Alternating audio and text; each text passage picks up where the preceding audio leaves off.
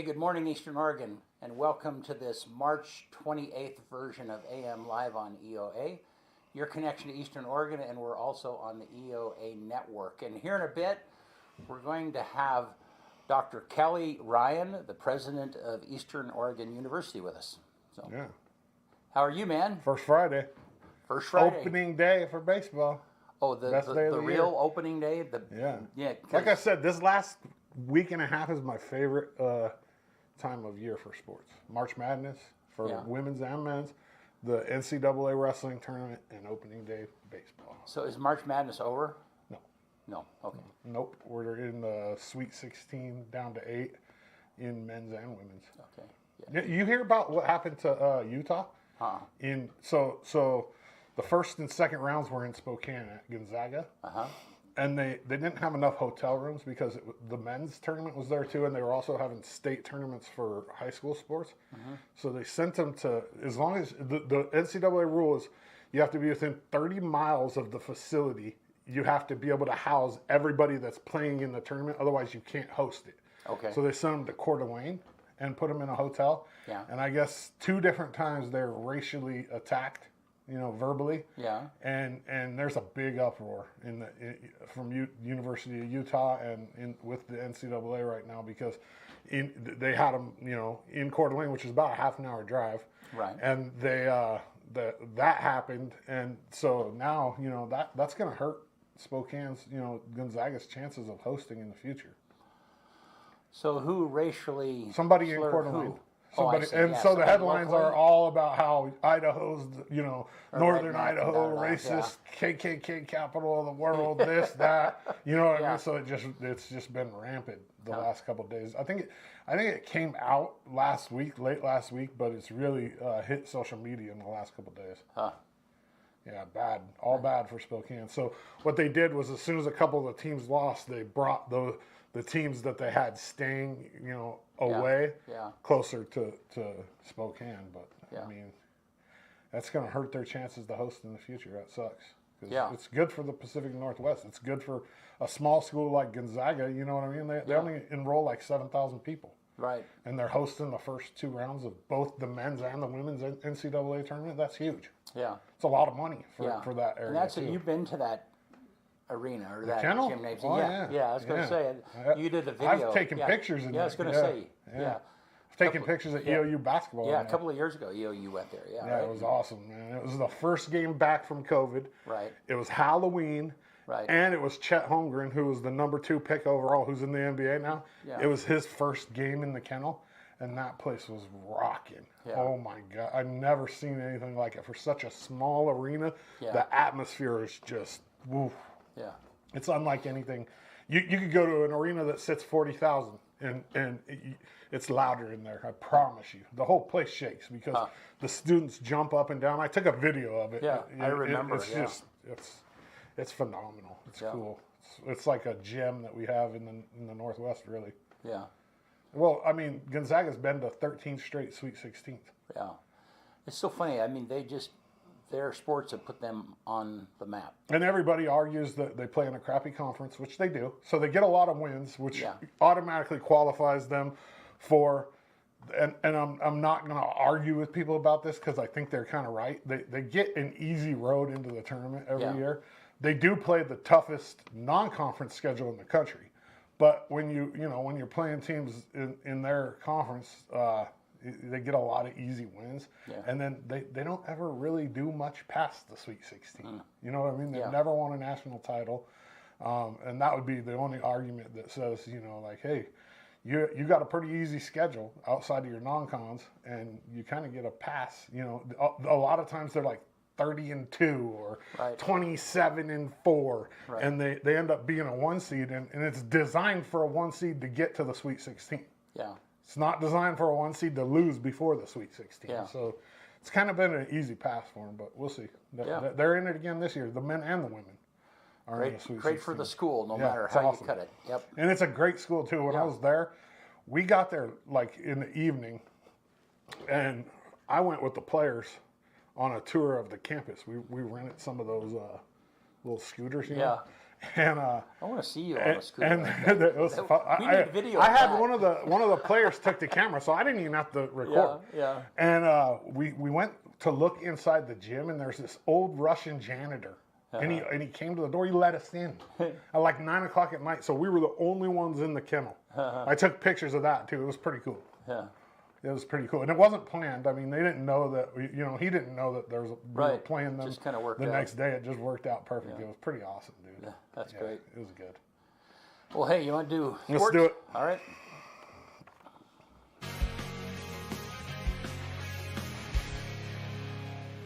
AM Sports Report brought to you by Hobby Habit right here in LeGrand. Go check them out, man. Joe and his team, they have a sale going on right now. I believe Traxxas RC cars 20% off, or you can get like some free light kit. It's like a LED light kit for your race car. Those RC cars that they have are phenomenal too. Like we've talked about before, you can soup them all the way up to like 80 miles an hour. Hobby Habit in LeGrand, just for the fun of it. LHS baseball dropped 2 out of 3 in Arizona during their annual spring break trip, which is, I mean, we'll kind of see. We don't really know where this team stands yet, just because the Arizona trip's really hard to judge because you're playing basically the best teams in the Western United States. So, I mean, conference-wise, we'll find out more about this team on Tuesday when they open up their GOL play against Baker in Baker. Those games are at 2 and 4. LHS softball is the week off. They'll resume play on Tuesday with their GOL opener at Baker as well. The games are at the same time. I hate that, BC. I hate that they play the softball and the baseball games at the same time. It's the dumbest thing ever because the baseball players can't watch the softball players. The parents can't. It's just, I'm not a fan of that. And that's up here at Pioneer Park? No, that's in Baker. They open GOL play in Baker. Yeah. Congratulations to Carly Ratke and Christian Azure from the LeGrand girls wrestling team. They both qualified for the U.S. Marine Corps Junior and 16U National Championships in Fargo, North Dakota. They're both 105-pounders. Carly is a 16U, and Kirsten is a junior. Kirsten is the daughter of head EOU wrestling coach Dustin Azure. So, like, these LeGrand kids, it's crazy. Mason Wolcott from LeGrand just signed to wrestle at EOU, and I just love it. Like, these kids, they're staying at home, and it's that wrestling program in LeGrand. It starts here. It starts with the little teeny guys, and it goes all the way up to EOU now, and it's awesome. It really is. EOU baseball has UBC at home this weekend for 4 down at Optimus. Their Saturday and Sunday games, both games are at 11 and 2. So get out there and support them. They're better this year. They're looking to get their first conference win. Right now they're currently 9 and 21 on the season. They're 0 and 8 in conference, but they got to change. I mean, they played LCSC tough on the road last weekend, and this team, like I said, it's way better than it was last year. And the atmosphere is different. That's the most important thing.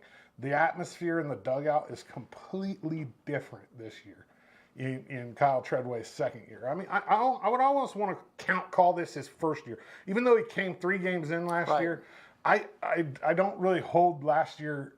I don't hold him accountable for that. Well, yeah, he came.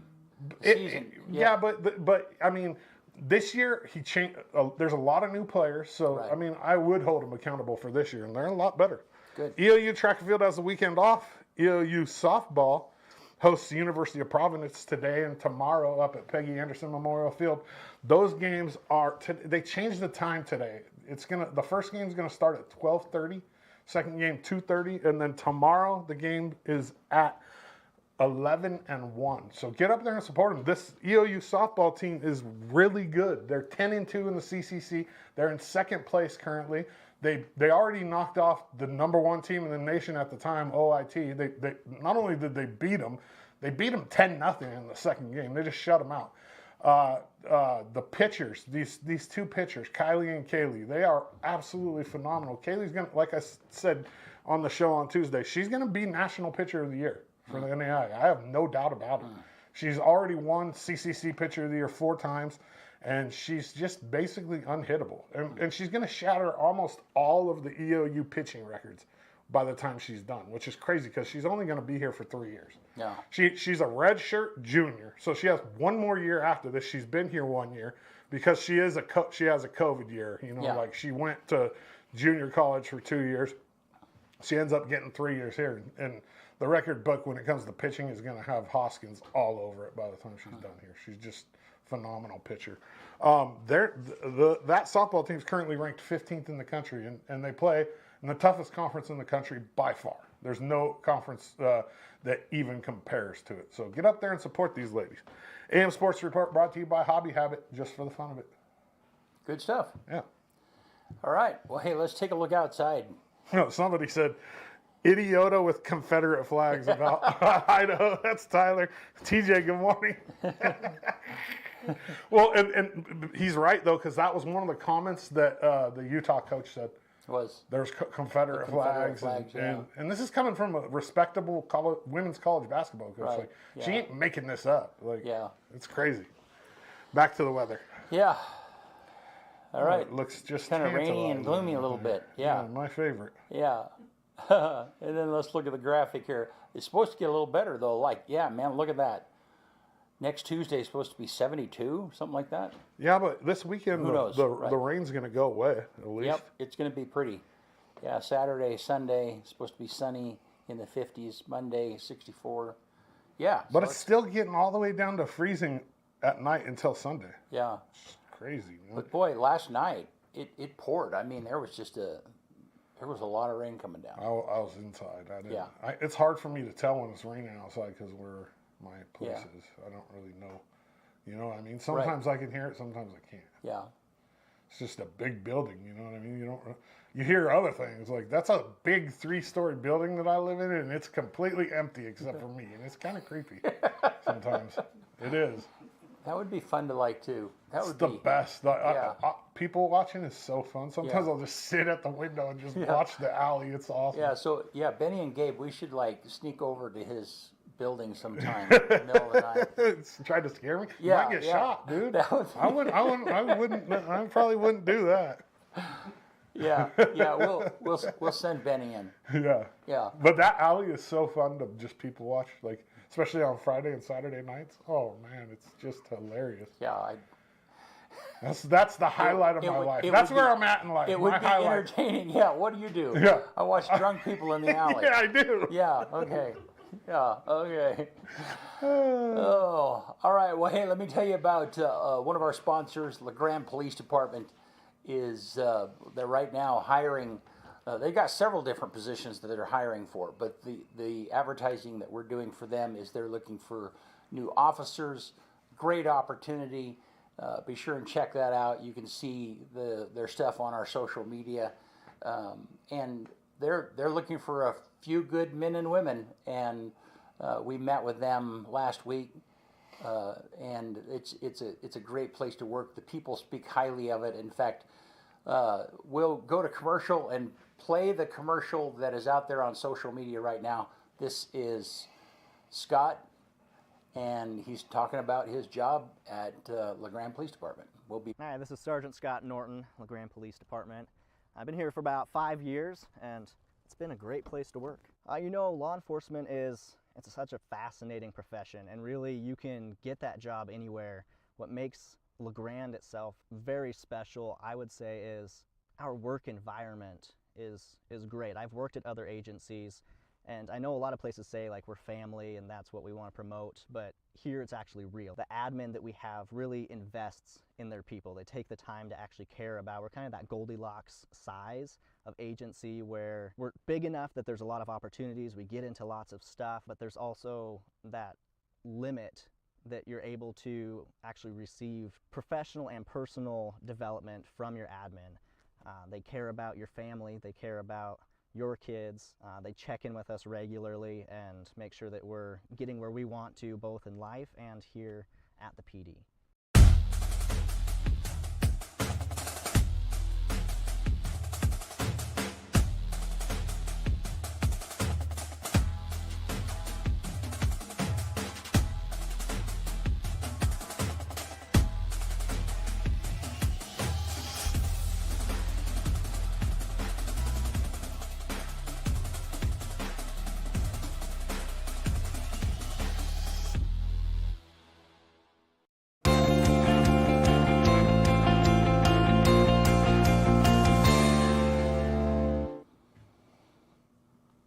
All right, and we're back with Dr. Kelly Ryan, president of Eastern Oregon University. And man, it's March, and you're about done with your first year, right? Yeah. Been here about almost 9 months now. Yeah. Well, that's crazy. How's it? I mean, you kind of like just jumped into it. How's the year gone and stuff for you? Well, it's been a whirlwind, as I'm sure you can imagine. You know, as Kyle mentioned, just getting to even know the sports is, you know, with 15 sports teams, you know, that making sure that they feel the love from their president, and getting to meet with the community there, and just learning about the university in general, you know, just really digging deep, you know, going to the labs, going to the theater events, seeing the musicals, you know, meeting the faculty and staff. I started off the year by making sure I had open sessions with every single unit on campus to hear about, you know, their aspirations for the university, and also to share my own. And so a lot of listening, and a lot of travel, actually. Eastern Oregon is vast, and we want to make sure that we're learning about the entire community, and that everybody's got a little face time. And so been doing, you know, I think we've hit every single community since I've been here, just to make sure that I know everybody's needs and that the community knows that EOU is here for them. Yeah, that's awesome. So tell me about, and we've been trying to connect for a while, and just haven't been able to do it. And so some of my questions are just super basic, like, So tell me about how do you prepare yourself to be an EOU, a president of a university, and kind of tell me about your journey to get here. Oh, sure. So I think, you know, it's funny. The thing I get asked a lot is like, are you okay? You know, are you okay? And I think, you know, the best way to prepare for a university presidency is to just have the job experience, right? And so I think my own background as an academic. So I actually, you know, have a PhD in history, and I'm still engaged with literature there. And so I spent, you know, a good portion of my career doing the work of a professor, and doing the work of a university, which is actually transforming students' lives through the knowledge that we bestow. And so, you know, I know the daily grind of that. When I was in graduate school, I also was an advisor to the history majors and the education majors. And then I think, you know, taking on leadership positions is really important, because the people are everything, right? The students we serve are so important, but the people that we work alongside, you know, you have to learn about how to manage that, you know, what works best. And so I was a dean at the School of Social Sciences at Indiana University Southeast.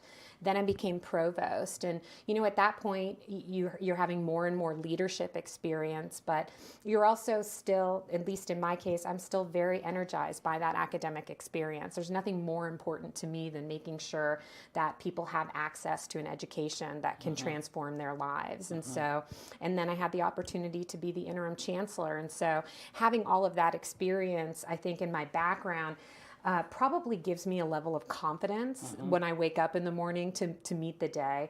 But in terms of preparing for this position in particular, you know, before I arrived, I you know, you just sort of read the website, you know, you just sort of read the website and memorize what you can. Yeah, right.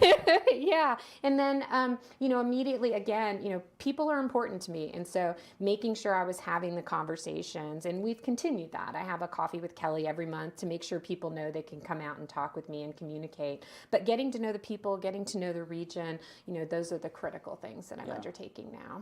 So help me understand, in my ignorance, I'm sorry, the difference between a provost and a chancellor. Sure. And a president. How does all of that?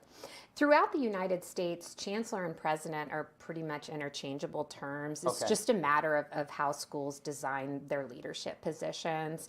Indiana University was designed after a German model, and so that's where the word chancellor comes from. Yeah, and so Eastern Oregon University has a different pattern and traditions, and so they call president. So those are the same jobs. A provost is someone who runs the academic and academic support services at a university. university. It's the number 2 to the president because after all, it is an academic enterprise, what we do. Right. And so that work, you have the bulk of the institution reporting up to you, and you're designing the future and the current support that students receive at the university. So it's just absolutely fundamental to what we do. Yeah, awesome. So at what point, tell me about how you became aware of EOU and they're looking for a president and should I apply for, tell me how that all happened for you. Sure. So when I was in my former position, I knew, okay, this is me. This kind of leadership position is what I like because I like, I grew up in a military family, as I've shared with you previously. And so I'm just moving all the time growing up. So change is something I'm really comfortable in. And being a university leader is having to embrace that sense, embracing that movement, the fact that you don't really control your day, the institution does. But I found it exciting, in particular, the community engagement piece. And so, when I was in that position, I was like, okay, I think it's time for me to reach out. And one of the things I also share, and this is corny, but I'm in love with my husband, and I am. I'm deeply. That's awesome. We have a wonderful marriage, and one of the things that the pandemic enabled is remote work, and so he has a great job. But I wasn't really going to be able to move, and have him keep his position. And at the same time that I knew, okay, I think this is what I want to do. My husband, is also more freed up to come with me, right? I'm not going to leave my husband behind.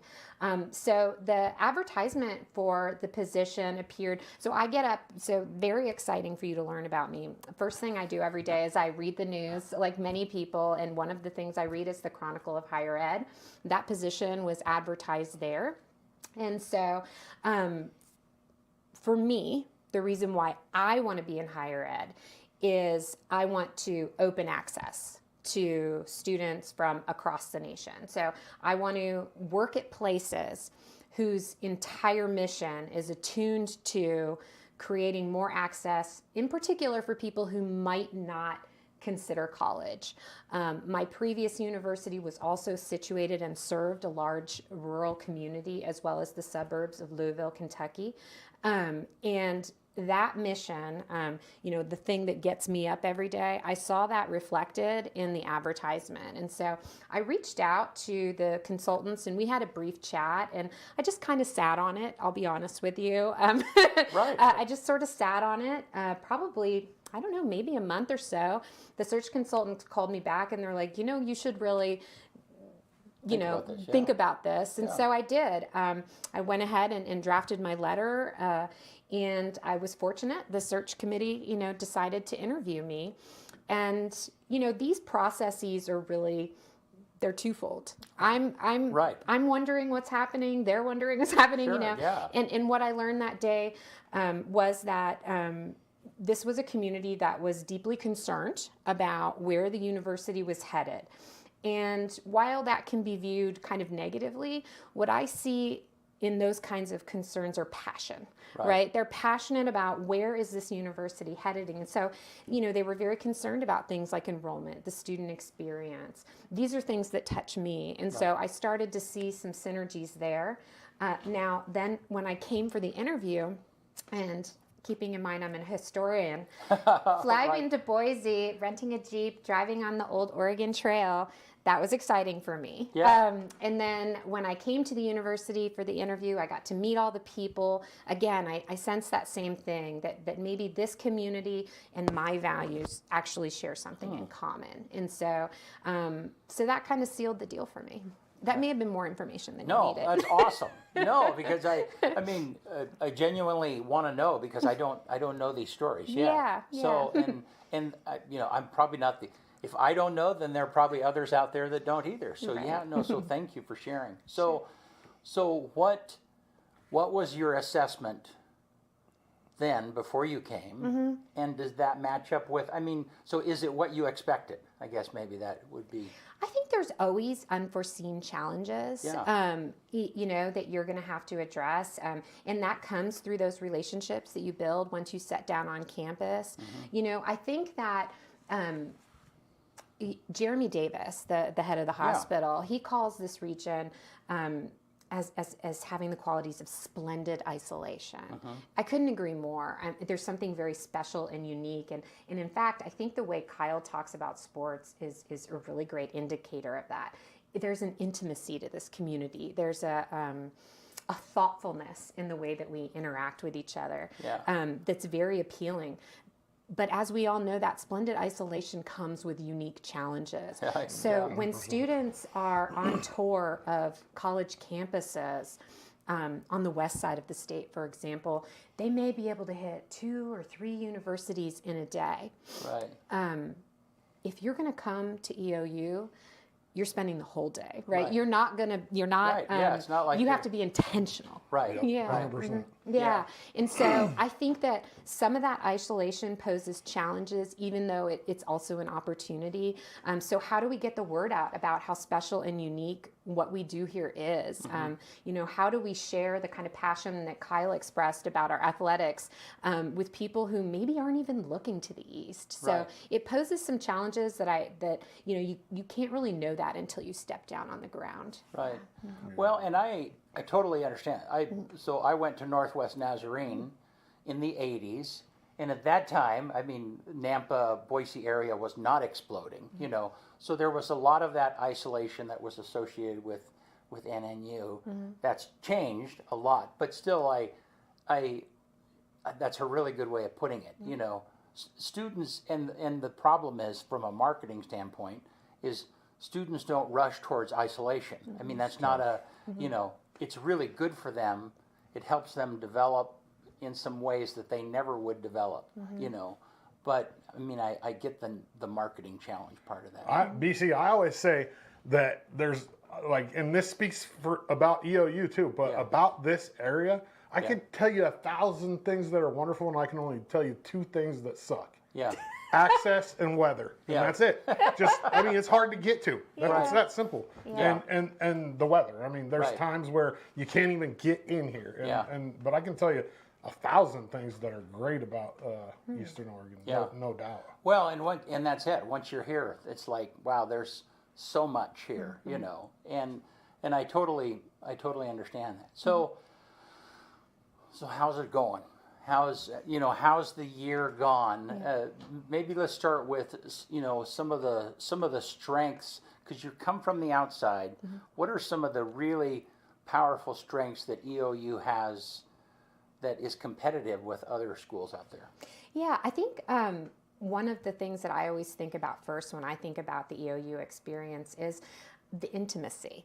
And I think it speaks to Kyle, what you just suggested about that kind of small town community, is that, there are plenty of colleges and universities that advertise that these are small communities and a good place for your child to land. But I think EOU really lives that out. I think that not only do we have these small class sizes, but we also have a manageable, stunning campus for students to navigate. And I think that the ways that we're really focused on building community at the university, I think it helps us live out those values. And it's so important because what EOU is offering, it's offering to these rural communities in Eastern Oregon. Students who come from towns with 1 or 2 stoplights, LeGrand is huge to them, right? And so we want to be mindful of that. But, we're also attracting folks from Portland and Seattle who want to do something a little bit differently, who want to come to a town like this in a small community where they're more than just a number. Anonymity can be great when you're young, but it doesn't make you feel special. And so EOU's, I think, able to do that. At the same time, one of the things that, I continue to remain deeply proud about, and I feel like I wish the community knew more about this, is so we have this really robust online offerings for students across Oregon and even in Washington and Idaho. We have many students. These students who take our online courseworks, generally speaking, are adults. They're adults who are looking to skill up. So over a third of our student body is online and engaged in, a transformative life experience of going back to college after being in the workforce. I think, as we all know, there's you can start out about the same wages, Right. if you graduate from high school, you can get a good job, but eventually you're gonna stop out in terms of your career development and growth. And so what our adult students are doing is they're, and this is difficult. I mean, let's be honest, they're Right. going back to school, Right. they've got kids, they've got marriages, they've probably got dogs and cats too, Yeah. right? Yeah. But they're spending their time skilling up for the betterment of themselves and their families. And I'm incredibly proud of that because, we're here for them and we're offering them the kind of flexibility they need to get to where they want to go in their life to better support their families as well as their own kind of career aspirations. It's really important. And I think, there are some other things that are really special about EOU. We're the most financially manageable institution in the state. By far. By far. It's not even comparable. Right. Yeah, and it's not easy, Kyle, Brett. I mean, it's not easy to be a financially manageable institution. We have to constantly be minding our budget and making sure that we're providing that access that is the driving force in what we do. Right. So, those are just three of the unique things. But I should at some point mention, I know that y'all in this valley are used to how pretty it is, but I'm still in awe every day I wake up at just how fortunate we are to live in a place that's like this. Yeah. It may have some bad weather occasionally. It may be difficult to get through occasionally, but I think that EOU is a stunningly beautiful campus, and I think that we exist in one of the most exquisite valleys in the world. So one of the best things about social media is opening it up and seeing all the pictures that people post of right here, Yeah. right here. I mean, I could pull up 100 of them right now. You know what I mean? It's just. It's crazy how nice it is here. Yeah. Last night, the sunset, I actually had to call my husband. I was like, I've never seen this before. There was like these orange Colors. glitters. Yeah, I mean, it's just crazy. Yeah. something else. Yeah. So let me talk to you about finances for a minute and the costs of school. Because I've had Sure. somebody tell me, somebody say, well, if EOU doubled their tuition, they would attract different kinds of people. I mean, yeah, and you're laughing. No, Sorry. But I mean the concept is that I think EOU, their tuition fits Eastern Oregon really well, and that's Yeah. why it is what it is. It serves because that's the purpose, is to serve what it serves. But there's a certain number of kids out there that are shopping for schools, and they're like, they will equate. It's the same way that you would equate a Happy Meal, the price of a Happy Meal versus a steak. I don't know. What do you think about that? Is there any? Yeah. I don't think it's true that Okay, if thank we, you. I don't think it's true that if we doubled our tuition, we would be able to attract a different kind of student and more students. And the reason why is because institutions with long-standing high tuition rates, I usually refer to them as highly exclusive institutions because they exclude individuals Sure. from the academic experience based on wealth. For me, that's not my mission, but it's also, they have years of traditions of being, let's be honest, a hierarchical organization Right. that does not create pathways towards educational growth for all. I've probably said it 5 times today already in my meeting with you. That's not who I am. Right. Who I am is the kind of person who wants to make sure every single person in Eastern Oregon, heck, I'll invite you from Washington and Idaho too if you Right. want, but I want you to have a financially manageable college experience. College continues to be an excellent investment for individuals no matter where they go. The New York Federal Reserve just released a study that shows that if you invested from the 1950s onward into stocks, you'd get a 7% return on your investment. But college has a 15% return on investment. That's why adults come back to reskill. That's why young people who are really checking the facts continue to attend college. But for me, I don't want to price people out on their Right, journey. no. And I don't want to, I don't think Eastern Oregon wants me to replicate hierarchy. I don't think they want me to be and have an institution that excludes people. I think including people is kind of where I sit in the world. So, and I couldn't agree more. And I'm as a kid, there were times that I was excluded from the birthday party, and so I've always been, hey, let's get everybody in. Let's do everything we can. at the same hand, do we charge enough? Do we, I mean, are there some adjustments that can be made? Because I mean, finances are always a dilemma.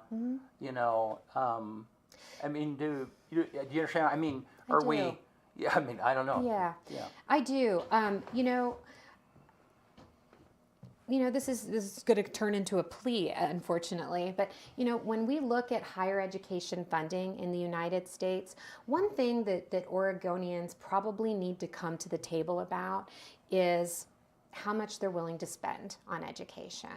Right now, Oregon ranks 44th in the nation on how much they spend on four-year college degrees, how much they spend on the student experience. Does Oregon want to be among the last in the nation in the way we fund higher education? And do I, as a result of that, charge students all this extra money because the state isn't investing in it? Do we want teachers? Do we want nurses? Do we want managers? Do we want highly skilled communicators, artists? If Oregon wants those occupations, it's time for them to step up and tell people to support their local universities. I can't tell you. I find it really difficult, to balance our budget and to maintain accessibility and affordability because of that. It creates a kind of bind. We all know that universities are serving a really large public good. In addition, we're providing so much sports and entertainment for the community. But we can't take that for granted. EOU won't always be here unless the community steps up, unless the government steps up, unless Eastern Oregonians invest in Eastern Oregon universities. I would hate to see Eastern Oregonians continue to choose universities in Idaho or Washington over places like EOU. They should be proud of their institution, you know? So I would like us all to invest in Eastern Oregon rather than, laying funding and tuition on the backs of these poor students who, after all, they're making a choice to think about their future. Let's not saddle them with unneeded debt. So how can Eastern Oregonians invest in EOU? Well, I think I would love for them to give Eastern Oregon University a second chance. For their grandkids and their kids, is that what you're saying? Right. I see so many people at our arts events on the Frisbee golf course. I even went to a history talk the other day and a lot of community members came. So they see the value of the university every day. I also need them to send their children there. So they may have come to visit the campus and enjoyed, a lot of the entertainment and we're basically an anchor institution in this community. Absolutely. We offer so much. I need them to look again at us as a way to preserve their own values and to invest in their own community.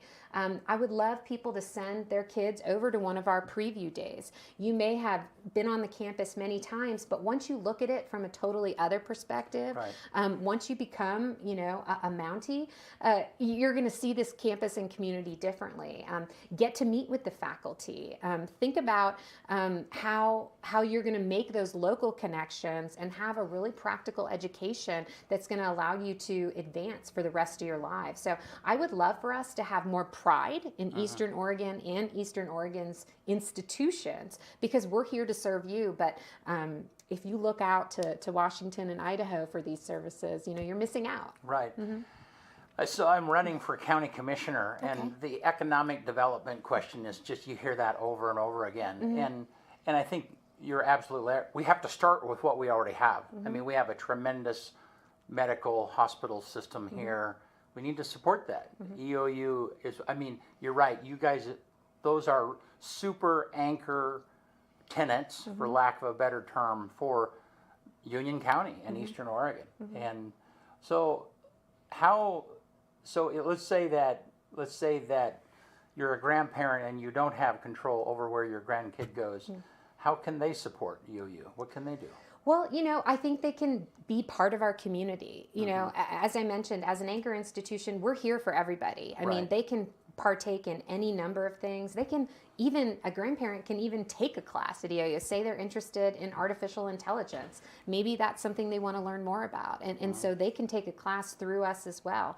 But I do think, having those conversations with the kiddos about, their futures are important.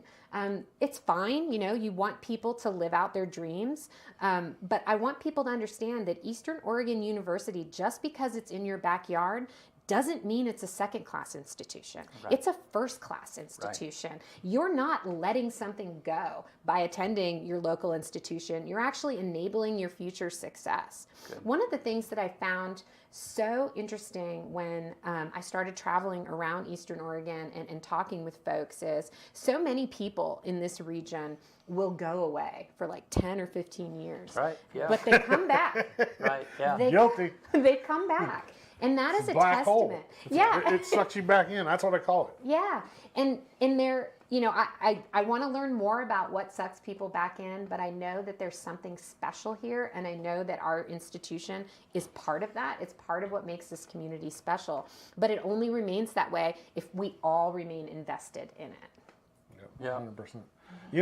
BC, you want to know what's crazy? If I signed up for a class next year, there's a very strong possibility that there'll be 3 generations of my family at EOU at the same time. If I signed up, because my dad goes there, my son's going to go there. If I signed up for a class, there would be. I might just have to take a class. I love that. Yeah. If you do that, you have to let me know so I can shout it out. My dad's currently enrolled, and then my son, he hasn't 100% committed, but I think we had a conversation last night. He's very much leaning towards coming here. It's tough though because mom lives on the west side, and there's schools over there that he's interested in too. But he's been on a couple recruiting trips over here, and he's been pretty happy with EOU. Well, and I get what you're saying is that if as adults, like non-college students, we're excited about EOU and what it has to offer, then our kids and our grandkids are going to catch on to that. 100%. Yeah. And it's kind of funny because Tim and I are involved in LeGrand Rotary, and there's some of our older guys. I mean, they're very older families, their husbands and wives. I mean, they're very supportive of EOU athletics, and I mean, they go regularly. It's part of their culture. It's part of their thing. But once you get to the 50-year-olds, now Tim goes all the time, clearly, but but still there's a gap. So in other words, I mean, the people that are involved in raising families and I mean, their lives are just full of family stuff.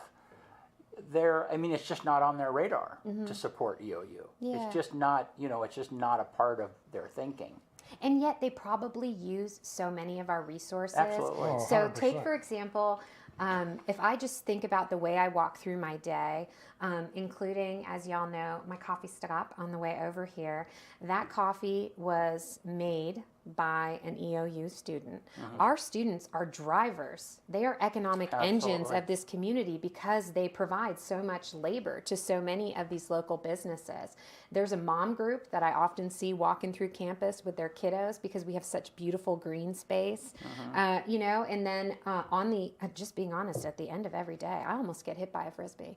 There are these young men and their young boys who are out there, and I'm at the point where I'm like, I'm coming! Please don't hit Put on one of those vests. Yeah. But, I would encourage people to do more than use our facilities, right? I mean, we have a foundation that allows us to maintain such beautiful facilities. I need the community to support us as much as we support them, I think, at the end of the day. There should be pride in that. Well, and Tim and I have been sitting on boards literally for years, and we've talked about helping EOU be more connected to LeGrand and LeGrand be more, because EOU is it's a little city in and of itself. I mean, it's pretty self-functioning, and I would venture to say that there's probably staff and faculty that are a part of EOU that LeGrand may or may not even be on their radar. The same that LeGrand has people that EOU is not on there. So connecting, and I mean, and that's just a monumental task. But you're right. You know, those students are a part of our life. I mean, we see them, and we see them wearing EOU gear. You know. I think the biggest thing that people don't realize about EOU, and I don't know how we can open their eyes better to this, is the quality of people that EOU hires. And so I do a lot with sports, but I do a lot with EOU. Like, I mean, I interact with a lot of people up there. And I'm not just talking about the sports department. I'm talking about all around. I've never had any doubt in my mind about the quality of people that they hire. And I think that is a key for people to know how, you know, and I think that would help with people supporting EOU is like, man, if you spend some time figuring out that these people that they're hiring from janitor Shane all the way to Tim, it's across the board. You know what I mean? It's crazy to me.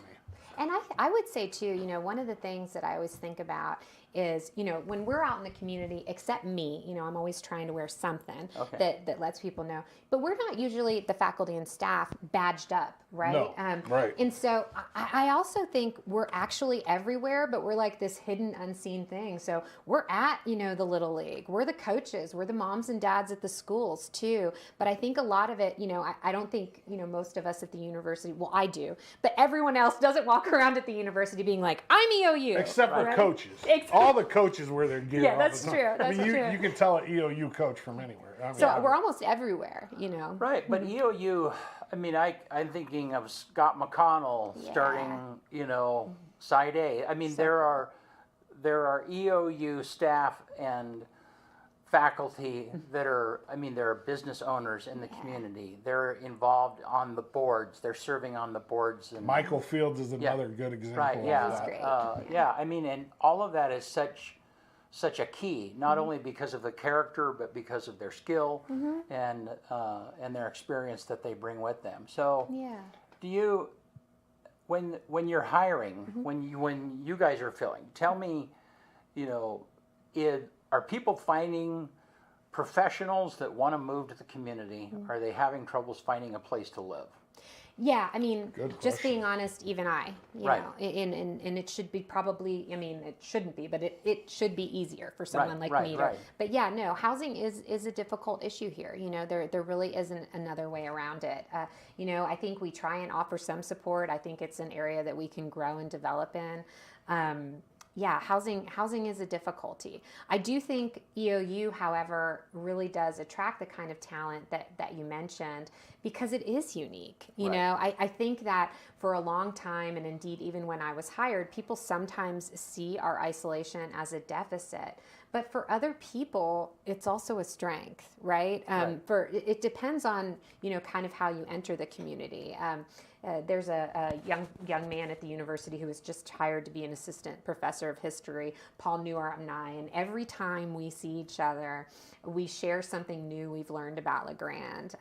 Like I'll, for example, take pictures of apple trees when they were blooming on my walk and then send them to my friends in Kentucky to make them jealous. You know, there are so many kind of, you know, and it's everywhere you look. There's and I hope that kind of newness stays with me. But there's so much neat stuff here that I think that locals, it's easier for y'all to overlook because you're just used to it, right? There is, you know, something kind of exquisite about this area if you will open your eyes to it, you know, and the people are part of it. Well, and admittedly, the people of Eastern Oregon are complicated. You know, I mean, they are because they're, and you know them now. You know what that means. I mean, there's a certain amount of them that, I mean, one of my slogans is we're Union County and we like who we are. And that's very true. But the but is that there always has to be professionals, new professionals that are moving in, that are carrying on. We have to continue to build something that our kids and our grandkids will want to stay here to do. Well, that means newness. That means new people and new things. And sometimes that is contrary to we are Union County and we like who we are because those things don't always. So the complication is we're a little conflicted inside. Yes, we like who we are, but at the same time, there has to be a pathway, and it's not just EOU faculty and staff, it's the hospital faculty and staff. Or I mean, they're professionals. So there's been so much emphasis on the housing crisis and trying to, because people are homeless and we're trying to accommodate them. But the other part of that crisis is professionals don't really have a place to move into also. And so they're buying down, and that's part of what's compressing the market and raising prices. So I got some comments coming in. Our producer Benny is a 4th generation EOU student. All right, I didn't know that. So mom and dad are both Ben Wells. Mom and dad both went there. Mom's grandma, both of his siblings went there. And then Ben just texted me and he said, "We aren't the middle of nowhere. We're the middle of everywhere." Oh, that's cute. I love it. And then Bud Forrest wants to know, how do you like inheriting the front staircase project? Big project for your first year, because it means a lot to so many people that went there. It really does. I mean, my whole childhood, the stairs were up, we played kick the can, you know what I mean? Like it was just part of EOU, the 8th Street Hill and the stairs. So thank you for asking. So this is sort of a silly thing to say, but so when I came here and I saw the stairs, I was like, oh, it's like visiting ancient Greece and Rome. There's this rubble, and I had sort of thought that that the way it was new, right? That the kind of the crumbling and stuff was new, and then I had lunch with an alumni. She's like, "Oh no, that's been broken for a long time. That's just been sitting there." A long time. And so I mean, it's a very difficult project. As some of you may know in the audience, funding for higher education is difficult. Capital projects are even more difficult. And that's a project that also has really neat historical value in addition to the sentimental value that's been expressed by your community. I was recently shown, I think, a Facebook page by the Friends of the Staircase. And I got to read through the really beautiful memories that people have on that staircase. And it was, it was good for me to learn that. It was good for me to learn about the sentimental value. Everything from prom pictures to weddings. There's been weddings on that staircase. And it's so ornate. I mean, it's so ornate. It really kind of just rings that like 1920s and 1930s kind of architectural experience. And yet the world has changed so much, most significantly in the last 2 years with escalating costs around supply chain, construction. So the project is a difficult one. The funding that was delivered to us is not enough to rebuild it back to its highly ornate original structure. And yet we're so committed, because that staircase isn't just a sentimental experience. It's also, for us, it's our way of saying we're part of this community. Right, it's the gate between LeGrand and EOU. Sure. And so for us, the most important thing is just making sure that connection stays alive. And so we're actually going to present the new designs at the next LeGrand approval meeting in, I think it's May or April, I can't remember which. But so we have a new design. It's scaled back, but again, the key thing is recreating that experience of connecting Inlow, such an important building, and the campus to the community. So we're working on reconstructing it. Good Lord, it better be done by year's end, because we got that money. So we're hoping for a quick approval process so that we can create new memories.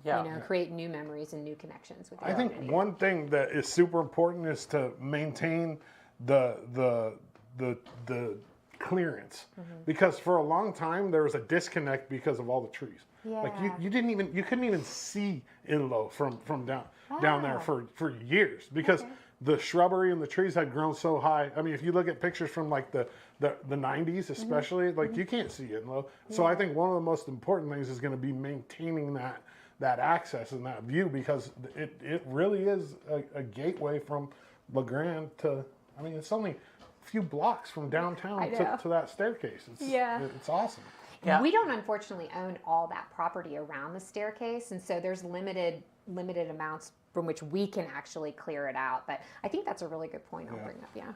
Yeah, and just for clarification, the money for the staircase, you can't use that on roads. You guys can't use that to pay faculty.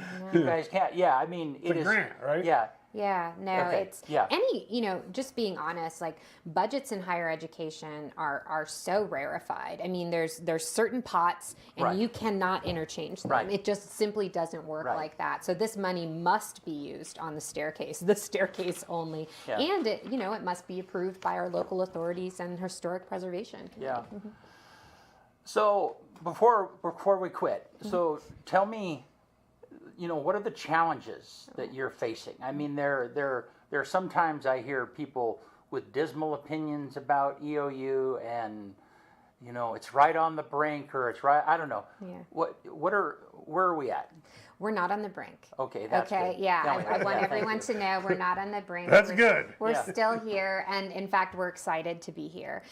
We do, however, have issues, right? Like every regional university in the United States.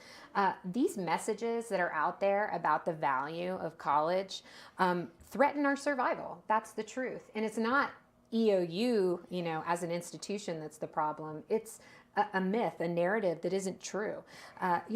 If you look at unemployment rates, 2.5% for people with college degrees, which is about as low as it can get. It actually is something called frictional unemployment, where basically people are changing jobs. You're not going to see that among a high school educated only, right? Chances of unemployment are greater. You're going to earn, the median wages is 16.5% more, which actually ends up to be about $1 million more over the course of your lifetime. So there's so much, I think, false narratives in the community about, not just this community, in the nation, about Right. the value of a college degree, that it's actually undermining the enterprise. And again, do you want doctors? Do you want nurses? Do you want educators? Do you want managers? Do You want have to lawyers? have those. Exactly. And so I think, that's a struggle that we have. But, I think we're solving it in really unique ways by actually deepening really good, already existing partnerships. We have great partnerships with LeGrand and Baker. We've got admissions counselors there. We've been working with a ton of our local high schools just to remind them and to have pride, again, in your local institution. I stand EOU's success up against any other institution in this state for offering an excellent education. The thing we're also not going to do, though, is saddle you with debt. And so, to me, it's a practical choice, but it's one that allows you to be able to take advantage of, that transformative life experience that also means you're going to be able to better provide for your family. And then there's a whole bunch of things, of course, that people don't think about, like having better access to healthcare and things like that come with a college degree. Okay. So we are working on the enrollment pipeline, and that's actually been pretty exciting work. We're also really focused on student success and the student experience. That's why we're there. So, for example, we had a campus vitality campaign this year to bring life back to the campus after those pandemic experiences sort of diminish the engagement. We just had an incredible success. The Stress Less event, which was held in our new field house, we had over 600 visitors to that event, and it included community members. They actually set up courts for people to play. You could smash plates. It was so fun. And so we're seeing incredible successes like that. And I've been working a lot with the community to try and find additional ways for us to engage and connect our students with more of a LeGrand experience. Yeah. So we're really focused on that. And then, of course, we're really mindful of our budget. We're trying to reduce our budget to make sure, again, that we're not saddling our entering students with the high costs of tuition that you hear so much about in the news. We're also trying to think about the future. So I've been meeting with a lot of superintendents in our community, trying to figure out how EOU can better serve them. As we know, there's a teacher shortage. There's also a shortage of professionals to help with speech therapy, which we know is a significant issue. So we're working with them to try and build programs. I've also met with several of our local correctional institutions. As we know, education is very powerful. It can reduce recidivism. It can mean that there's less crime in our communities. It can mean that our correctional institutions have less behavioral less behavioral problems because they can think more clearly about a brighter future. Yeah. So there's so much work going on. Much of it, I think really future focused, trying to think about what's the EOU for the next 10 years. Right. I got a question before we're done. Okay. We're running short on time, so you got 30 seconds. Okay. All right. This is a question. I've probably interviewed close to 200 EOU athletes since I've been doing EO Alive. And I ask every single athlete this question at the end of every interview. I'm a high school senior. Recruit me to EOU. Why should I go to EOU? Oh gosh, I think you should come because it's going to be an intimate experience. It's one that's going to allow you to meet and have mentors and people who understand where you're from. You're not going to be just another number. You're going to come to our campus and get to meet other people who are like-minded, like you, and represent your community. We're also very flexible. You're probably going to want to take a kind of part-time job on the side. You'll have an ability to be able to take a few online classes in addition to your in-person classes because we want to fit your lifestyle needs. We have incredible facilities on our campus. You've probably seen them all, Kyle. These are world-class experiences. We have 15 athletic teams. The campus I came from, we had 7. That means there's so much fun. There's always something happening. In addition, we also have the theater and the arts. There's just something for everyone here. Coming up, we have Macbeth on campus for those of you who are interested in getting to see it. Love it. Awesome. Wow. I'm really thankful. I'm sold. Yeah, go ahead. What's that? Yeah. No, I said I'm sold. Yeah. I'm really thankful that we got this version of you than the version of you 6 months ago. Frankly, because I am too. Because had you been on the show 6 months ago, you'd be like, well, I'm just learning, I'm getting acquainted. I mean, this is the passionate side. You're passionate this morning. Oh, yeah. I'm always like this. And I love that. No, but I saw you talk at our Rotary group, and I mean, I think you clearly have a grasp of what EOU is and what it has to offer, and that's awesome. Thank you. Yeah, thank you. So good. Yeah, hope you can come back and We'd be happy to give us updates. So yeah. Get us out of here, man. Let's do it. On this day, today's March 28th. Yeah, March 28th. 1866, the first ambulance goes into service. 1885, the U.S. Salvation Army is formally organized. So there was Salvation Army in England long before that, but in the United States, 1885. And then nothing really happened on this day, so I skipped all the way to 2017. On 2017, the world's largest dinosaur footprint is found ever.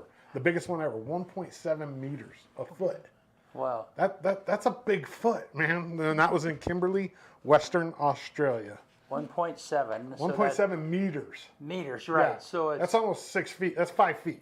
Yeah. Right. That's a big foot. Yeah. That is a #1 song in America on this day in 2004. This Love by Maroon 5. And then the quote of the day comes from Albert Einstein. This is fun. I didn't even think about this, but this isn't to speak that education's not important. But Albert Einstein says the only source of knowledge is experience. Yeah, yeah. But he had a pretty good education when he said that. Oh, of course. Yeah. 100%. And education is experience. Yeah. 100%. Yeah. No, yeah. Thanks so much for ringing those bells today. Yeah. Oh, absolutely. It was a pleasure. Thank you for having me. We'll be back on Tuesday. Yep. We'll see you guys soon.